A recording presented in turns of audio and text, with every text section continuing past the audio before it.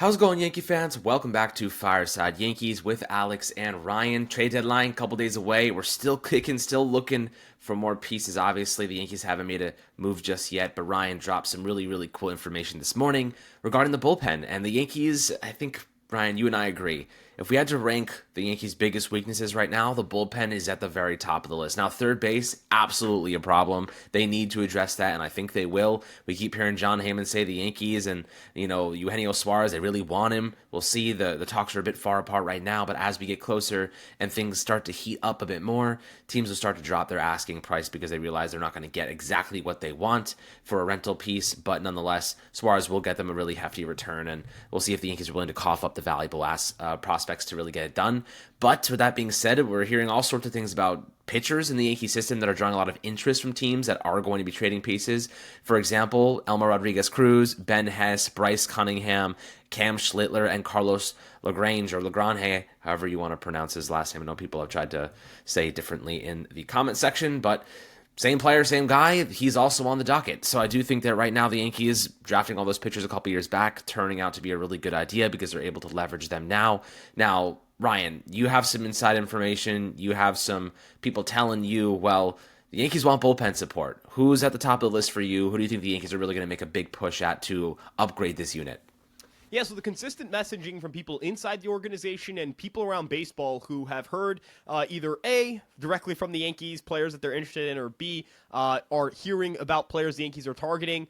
The Yankees are very interested in top-of-the-market bullpen support. Now, I want to clarify what that means. That means the best of the best relievers are players the Yankees are going to be calling on over and over and over again to either A, strike a deal, or B, at least monitor that market, see if a player from that team gets moved, and if they can't land that top-of-the-market reliever, they will move down a tier and go from there. The Yankees are an organization that they do not just target one guy and go, it's that guy or no one. They go out and they have a list of players they want. They have backup options, plan Bs, plan Cs, plan Ds, etc., etc. And this reliever market is perhaps the best we've seen in quite some time. Yohan Duran, Griffin Jax, David Bednar. I know Mason Miller's name's been floated out there from the Athletics, but I doubt that the Athletics trade him.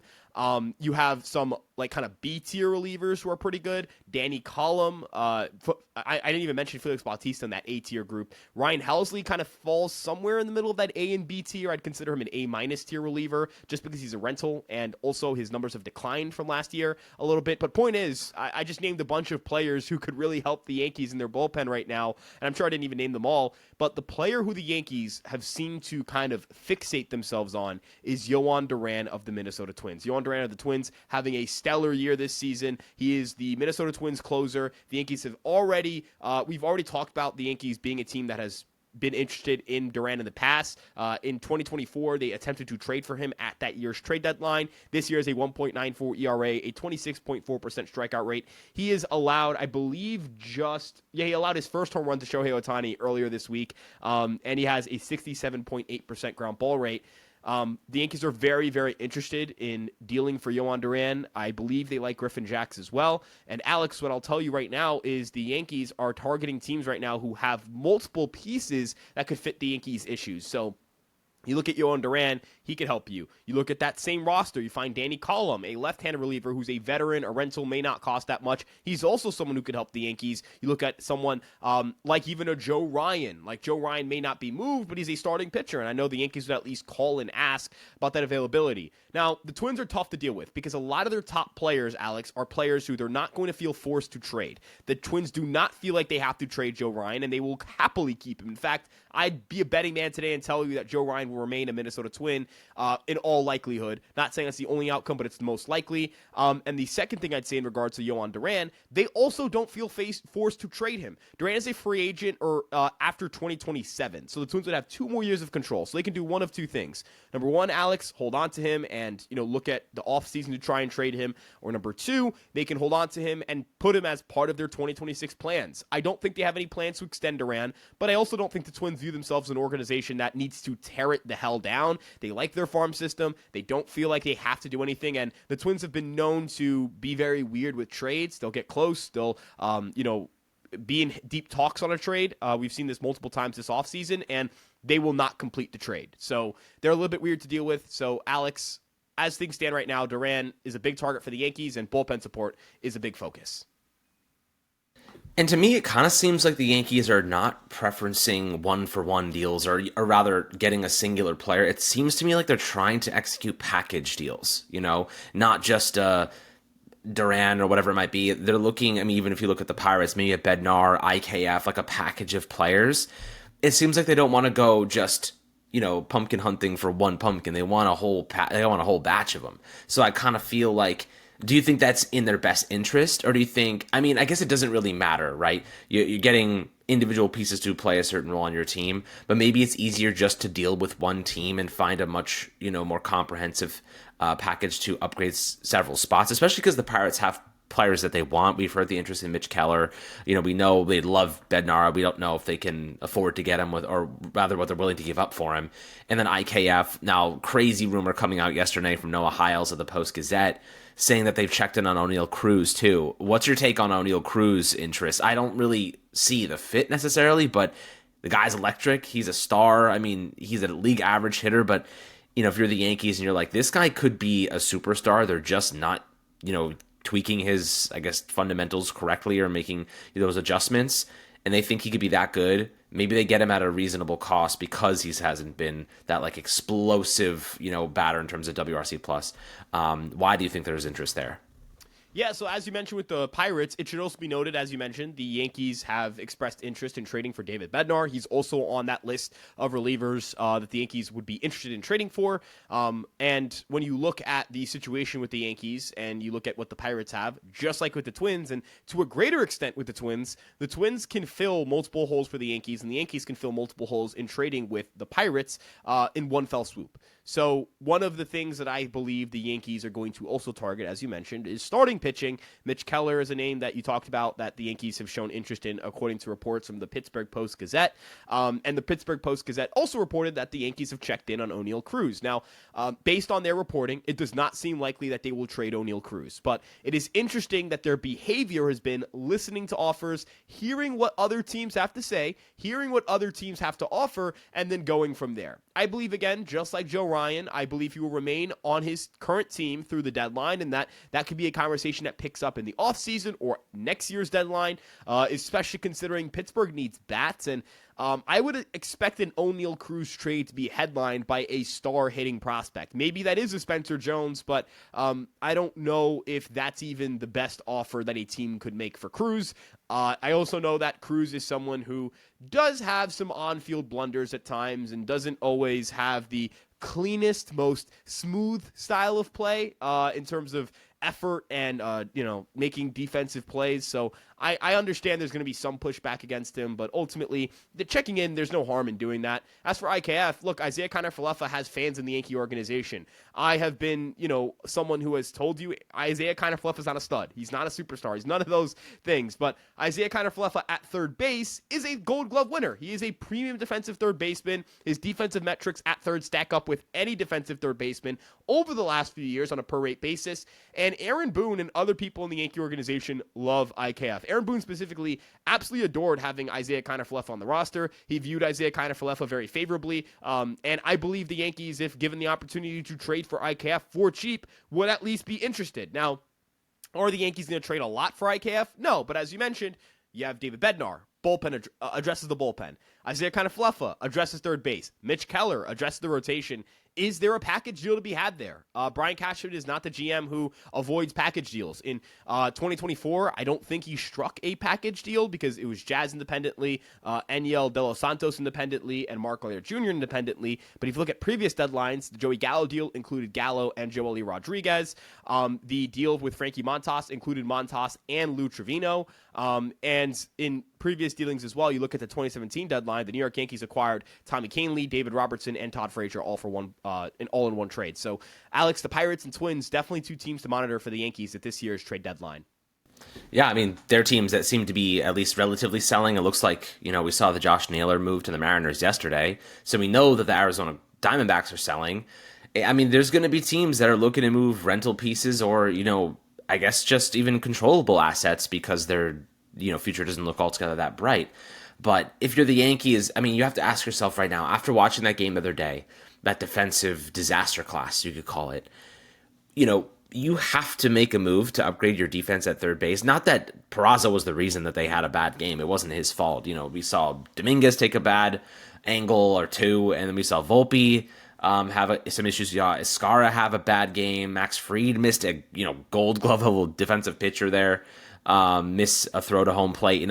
Ben Rice had a couple of bad moments. Like, it just was a collective dud across the board.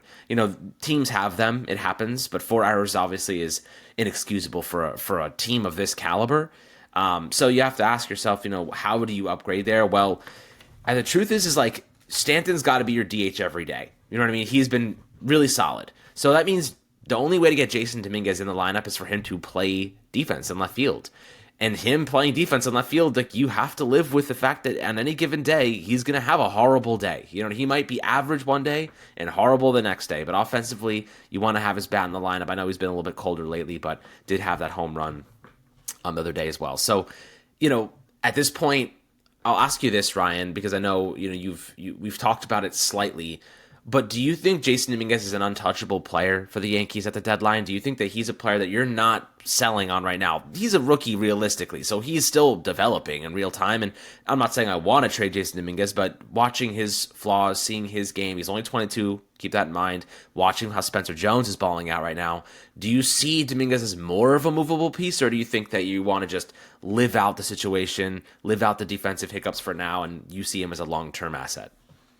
Yeah, I think the Yankees like Jason Dominguez. They believe in the player. I don't think anyone's untouchable, though. I know that people kind of have this perception that the Yankees have their guys that they like and that those players are never getting traded. And there are a designation of players in the Yankee organization who they view as more valuable than others and will withhold from more standard trade talks, but would cash in on if the right deal was there. I'll give you an example right now. Back in 2022, when Juan Soto was made available at the trade deadline, they loved Anthony Volpe. They still love Anthony Volpe. They were going to trade him in a heartbeat alongside Jason Dominguez if Juan Soto was a player that the Nationals were going to trade to the Yankees for those players. Shohei Ohtani was a player who some people buzzed about, hey, our team's going to call the Angels about him back in 2022 and 2023. The Yankees would have traded Volpe and Dominguez happily for Ohtani, even knowing that Shohei Ohtani may have said, I still don't want to be in New York. I will go elsewhere. The Yankees will trade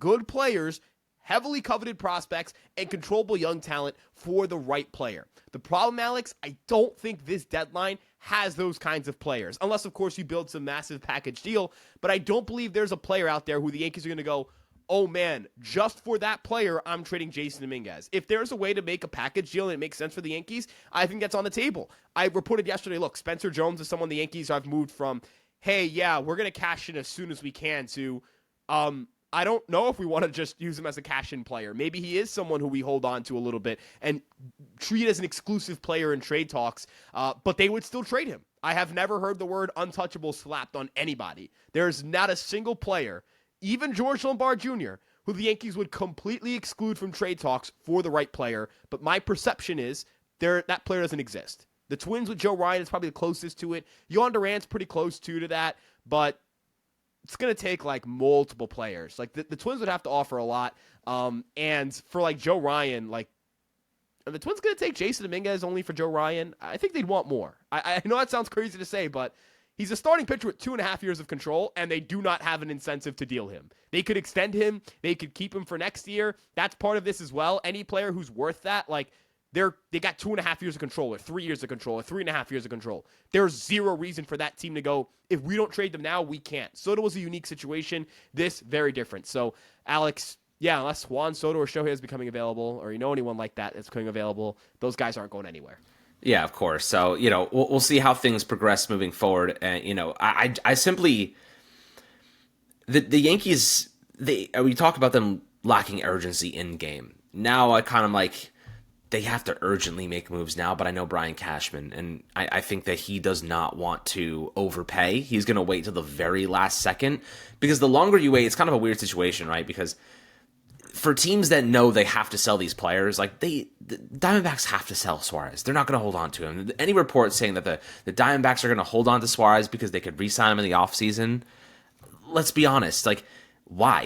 You know what I mean? Like, they're not going to turn it around in the blink of an eye losing that type of bat. So, like, I do think that these teams that are selling have every incentive to sell. If you bite too early on these deals, you will give up more value. If you wait a little bit longer, if the Yankees can just hold out and win a couple games and just wait until the 30th, 31st, when that deadline comes around, these teams are incentivized to sell. They're incentivized to get something in return. So, I do think that Cashman's waiting as long as possible, but he's biting his tongue at the same time, because as he waits for those prices to come down, he's watching his team die. He's watching his team flop hard. You know what I mean? Not to say they've been horrible, but at times they are horrible, and they need support. They need a breath of fresh air. They need someone who's going to step in, Ryan, and immediately make an impact. Immediately come in and have a shutdown inning in a critical moment. Immediately come in and hit a home run. Immediately come in and make a nice play at third base. They need guys that are going to change the vibe. Right now, the same group of guys are going out, trotting out in the field every single day, and they're all looking at each other like, who's going to make the first mistake? You know what I mean? That's the vibe right now. Who's going to make the first mistake, and then who's going to make the second? The Yankees need someone who's going to reset that entire confidence, and I think they're going to make those moves, but can they hang on a couple more days, win a couple more games just to survive? Now I know they have the Rays coming up early next week. They got the Phillies now, which is a really tough series for them. They have not gotten much of a break in terms of opposition. They're playing very good baseball teams, and the reality is you have to be able to beat good clubs to win in the postseason. We know this to be true, and the Yankees have beaten up on a lot of bad teams, and they got to prove they can hold their own against good ones, and they have the talent. They just kind of implode at critical moments. So, we'll keep you guys updated on anything that kind of bubbles to the surface later today or over the weekend. We got you guys covered as always. Any inside information that Ryan collects will be dropped on social media and on the Empire Sports Media website, and we'll obviously record about it here for you guys so you have all the updated info. But as always, my friends, make sure to drop your comments down below in the YouTube comment section, like and subscribe, and drop a 5-star review on Apple and Spotify, and we'll catch you guys on the next Fireside Yankees episode.